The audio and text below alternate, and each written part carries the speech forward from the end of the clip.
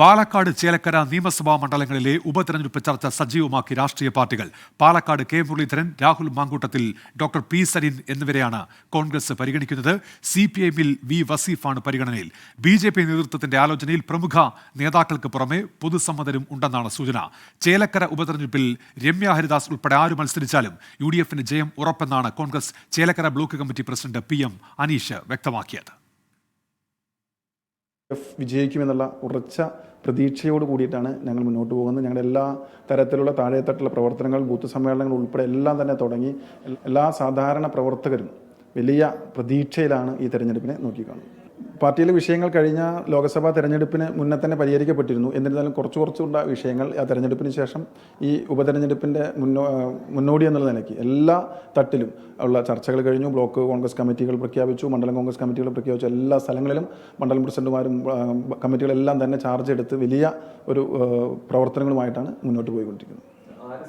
രമ്യ ഹരിദാസ് സ്ഥാനാർത്ഥിയാണെങ്കിലും ആര് തന്നെ സ്ഥാനാർത്ഥിയായാലും വിജയിപ്പിക്കാൻ സാധിക്കുമെന്നുള്ള ഒരു ഉറച്ച പ്രതീക്ഷയിലാണ് ഞങ്ങൾ മുന്നോട്ട് പോയിക്കൊണ്ടിരിക്കുന്നത്.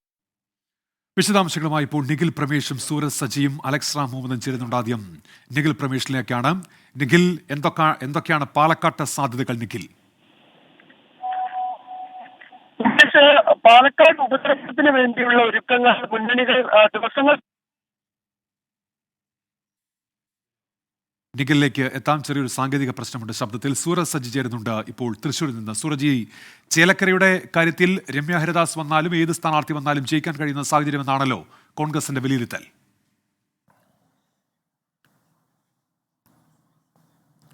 ഉന്മേഷ്, തീർച്ചയായും അങ്ങനെ ഒരു വിലയിരുത്തലിൽ തന്നെയാണ് കോൺഗ്രസ് ഉള്ളത്. പ്രത്യേകിച്ച് CPM ചേലക്കര ഉപതെരഞ്ഞെടുപ്പുമായി ബന്ധപ്പെട്ടുകൊണ്ട് സ്ഥാനാർത്ഥി ചർച്ചകളിലേക്ക് കടക്കുന്നു. നാളെ CPM സംസ്ഥാന സെക്രട്ടറി MV ഗോവിന്ദൻ മാസ്റ്റർ പങ്കെടുത്തുകൊണ്ട് തന്നെ തൃശൂർ ജില്ലാ സെക്രട്ടേറിയറ്റ് ചേർന്നുകൊണ്ട് സ്ഥാനാർത്ഥി ചർച്ചകളിലേക്ക് CPM കടക്കുകയാണ്. ഇതിനിടയിലാണ് ഇന്ന് ചേലക്കര കോൺഗ്രസ് ബ്ലോക്ക് കമ്മിറ്റിയുടെ ഒരു പ്രതികരണം പുറത്തേക്ക് വരുന്നത്. അതിൽ രമ്യ ഹരിദാസ് സ്ഥാനാർത്ഥിയായി എത്തിയാൽ വിജയം ഉറപ്പ് എന്നുള്ളതാണ് കോൺഗ്രസിന്റെ ബ്ലോക്ക് പ്രസിഡന്റ് തന്നെ വ്യക്തമാക്കുന്നത്. അത് രമ്യ ഹരിദാസ് എന്ന് മാത്രമല്ല, മറ്റേത് സ്ഥാനാർത്ഥി എത്തിയാലും വിജയം ഉറപ്പെന്ന് പറയുന്നു. പ്രധാനമായും ഈ പ്രതികരണത്തെ നമ്മൾ നോക്കിക്കാണേണ്ടത് കഴിഞ്ഞ പാർലമെന്റ് തെരഞ്ഞെടുപ്പിന് ശേഷം ആലത്തൂരിൽ രമ്യക്കുണ്ടായ തോൽവി, അതേ തുടർന്ന് വലിയ പ്രതിഷേധങ്ങൾ, വലിയ അപസ്വരങ്ങൾ പാർട്ടിക്കകത്തു നിന്ന് തന്നെ ഉയർന്നു.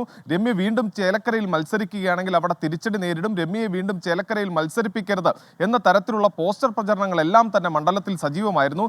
രമ്യയെ മാറ്റി നിർത്തണം എന്നൊരു ആവശ്യമായിരുന്നു അവിടെ ഒരു വിഭാഗം ആളുകൾ ഈ പോസ്റ്റർ പ്രചരണത്തിലൂടെ ഉദ്ദേശിച്ചത്. പക്ഷേ അതിനെ തീർത്തും പാർട്ടി തള്ളുകയാണ് എന്നുള്ളത് വേണം നമ്മൾ ഈ ബ്ലോക്ക് പ്രസിഡന്റിന്റെ പ്രതികരണത്തിലൂടെ കാണാൻ. ഈ രമ്യ ഹരിദാസ് അവിടെ സ്ഥാനാർത്ഥിയായി എത്തുകയാണെങ്കിൽ 100% രമ്യക്ക് വിജയിക്കാൻ കഴിയും എന്നുള്ളതാണ് നിലവിൽ ചേലക്കര കോൺഗ്രസ് ബ്ലോക്ക് കമ്മിറ്റിയുടെ വിലയിരുത്തൽ. അതോടൊപ്പം തന്നെ ഈ സംഘടനാപരമായ പല പ്രശ്നങ്ങളും ഈ ചേലക്കരയിൽ കോൺഗ്രസിനെ വലിയ രീതിയിൽ വേട്ടയാടിയിരുന്നു. അത് ഈ ഉപതെരഞ്ഞെടുപ്പിന്റെ പശ്ചാത്തലത്തിൽ പരിഹരിക്കാനായി എന്ന ആത്മവിശ്വാസവും കോൺഗ്രസിന് ഈ തെരഞ്ഞെടുപ്പിന് മുന്നോടിയായി ആത്മവിശ്വാസവും നൽകുന്നുണ്ട്.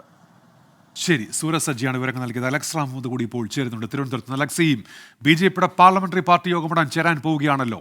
ഏത് തരത്തിൽ ചർച്ചകളുണ്ടാകും? ഉന്മേഷ, സംസ്ഥാനത്ത് ഇടതു തരംഗം ആഞ്ഞടിച്ച 2016-ലും 2021-ലും UDFിനൊപ്പം നിലനിന്നിരുന്ന മണ്ഡലമാണ് പാലക്കാട്. അപ്പോൾ തന്നെ ആ ഇടതു തരംഗം ആഞ്ഞടിക്കുമ്പോഴും ഈ രണ്ട് പ്രാവശ്യവും 2016-ലും 2021-ലും അവിടെ രണ്ടാം സ്ഥാനത്തെത്തിയത് BJP ആണെന്നുള്ളതാണ് ഏറ്റവും പ്രധാനപ്പെട്ട കാര്യം. 16-ൽ ശോഭാ സുരേന്ദ്രൻ ഏതാണ്ട് 40,000-ലധികം വോട്ട് നേടി. 21-ൽ ശ്രീധരൻ ആ വോട്ട് 50,000-ന് മുകളിലേക്ക് വർദ്ധിപ്പിക്കുന്നതും കണ്ടു. ഷാഫി പറമ്പലിൻ്റെ ഭൂരിപക്ഷം ഏതാണ്ട് 3,800-നടുത്തേക്ക് താഴ്ന്നതും ചെയ്തതാണ്.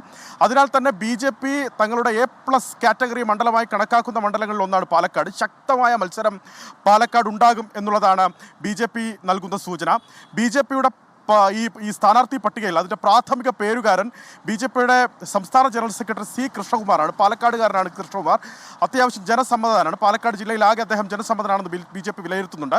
മത്സരിച്ച ഇടങ്ങളിലെല്ലാം വമ്പൻ മത്സരം കാഴ്ചവെക്കാൻ C കൃഷ്ണകുമാറിന് കഴിഞ്ഞിട്ടുണ്ട്. ഇനി ജില്ലയ്ക്ക് പുറത്തുള്ള സ്ഥാനാർത്ഥികളെയാണ് LDFും UDFും പരീക്ഷിക്കുന്നതെങ്കിൽ സംസ്ഥാന നേതാക്കളെ കളത്തിലിറക്കാനാണ് BJPയുടെ ആലോചന. അങ്ങനെയെങ്കിൽ സംസ്ഥാന അധ്യക്ഷൻ K സുരേന്ദ്രൻ, ഒപ്പം എവിടെ മത്സരിച്ചാലും അവിടെ വിന്നിക്കൊടി പാറിക്കുന്ന, വോട്ട് ശതമാനം വർദ്ധിപ്പിക്കുന്ന ശോഭാ സുരേന്ദ്രൻ്റെ പേരും പാലക്കാട് പരിഗണനയിലുണ്ട്. 2016-ൽ അവിടെ മത്സരിച്ചത് ശോഭാ സുരേന്ദ്രനാണ്. ശോഭാ സുരേന്ദ്രനാണ് രണ്ടാം സ്ഥാനത്തേക്ക് പാലക്കാട് മണ്ഡലത്തെ BJPയെ കൊണ്ടെത്തിച്ചത് ശോഭാ സുരേന്ദ്രനാണ്. ഞാൻ നേരത്തെ സൂചിപ്പിച്ചതുപോലെ ഈ മണ്ഡലത്തിന് അല്ലെങ്കിൽ ജില്ലയ്ക്ക് പുറത്തുള്ള പേരുകാരനെയാണ് LDFും UDFും പരിഗണിക്കുന്നതെങ്കിൽ ശക്തമായ മത്സരം അവിടെ ഉയർത്താൻ BJP തീരുമാനിച്ചിട്ടുണ്ട്. ചേലക്കരയിലേക്ക് വരുമ്പോൾ പൊതുസമ്മതരായ സ്ഥാനാർത്ഥികളെയാണ് BJP തേടുന്നതെന്നുള്ളതാണ് ഏറ്റവും പ്രധാനപ്പെട്ട കാര്യം. നേരത്തെ ആലത്തൂർ പാർലമെന്റ് മണ്ഡലത്തിൽ മത്സരിച്ച ഡോക്ടർ TN സരസുവിൻ്റെ പേര് പ്രാഥമിക പേരായി ചേലക്കരയിൽ BJP മുന്നോട്ട് വയ്ക്കുന്നുണ്ട്. മറ്റൊരു പ്രധാനപ്പെട്ട പേരുകാരൻ IM വിജയനാണ് എന്നുള്ളതാണ് ഏറ്റവും ശ്രദ്ധേയം. BJP നേതാക്കൾക്കിടയിൽ IM വിജയൻ്റെ പേര് സജീവമായി തന്നെ ആലോചനയിലുണ്ട്. പക്ഷേ IM വിജയനുമായി നേതൃത്വം ആശയവിനിമയം നടത്തിയിട്ടില്ല ഈ ഘട്ടം വരെ എന്നുള്ളതാണ് ഏറ്റവും പ്രധാനപ്പെട്ട കാര്യം. മണ്ഡലം ജില്ലാ ഘടകങ്ങളോട് ഇവിടെ നിന്നുള്ള പേരുകൾ നൽകാൻ പാർട്ടി ആവശ്യപ്പെട്ടിട്ടുണ്ട്. അത് കഴിഞ്ഞ് BJPയുടെ പാർലമെന്ററി പാർട്ടി യോഗം ഏറ്റവും പെട്ടെന്ന് തന്നെ ചേരുമെന്ന് BJP സംസ്ഥാന നേതൃത്വം വ്യക്തമാക്കുന്നുണ്ട്. IM വിജയൻ ഇക്കാര്യത്തിൽ സമ്മതം മൂളുമോ എന്നുള്ള കാര്യമൊന്നും അറിയില്ല. എന്താണെങ്കിലും അതിനുശേഷമായിരിക്കും അദ്ദേഹവുമായി ആശയവിനിമയം നടത്തുക എന്നുള്ളതാണ്. അതായത് ഈ മറ്റു സ്ഥാനാർത്ഥികളെ കൂടി അറിഞ്ഞതിന് ശേഷമായിരിക്കും IM വിജയനുമായി ആശയവിനിമയം നടത്തുക. BJPയുടെ സംസ്ഥാന സെക്രട്ടറി രേണു സുരേഷ്, ഒപ്പം SC/ST മോർച്ചയുടെ സംസ്ഥാന അധ്യക്ഷൻ ഷാജിമോൻ വട്ടേക്കാട് തുടങ്ങിയ പേരുകളും ചേലക്കരയിൽ പരിഗണിക്കുന്നുണ്ട്. എന്താണെങ്കിലും ശക്തമായ മത്സരം ഈ രണ്ടു മണ്ഡലങ്ങളിലും കാഴ്ചവെക്കാൻ തന്നെ BJPയും ഒരുങ്ങിയിരിക്കുന്നത്. ഉന്മേഷ്, അലക്സ് റാം മുഹമ്മദാണ് വിവരങ്ങൾ നൽകിയത്. അങ്ങനെ സ്ഥാനാർത്ഥി നിർണയ ചർച്ചകളിലേക്ക് കടക്കുകയാണ് മൂന്ന് മുന്നണികളും.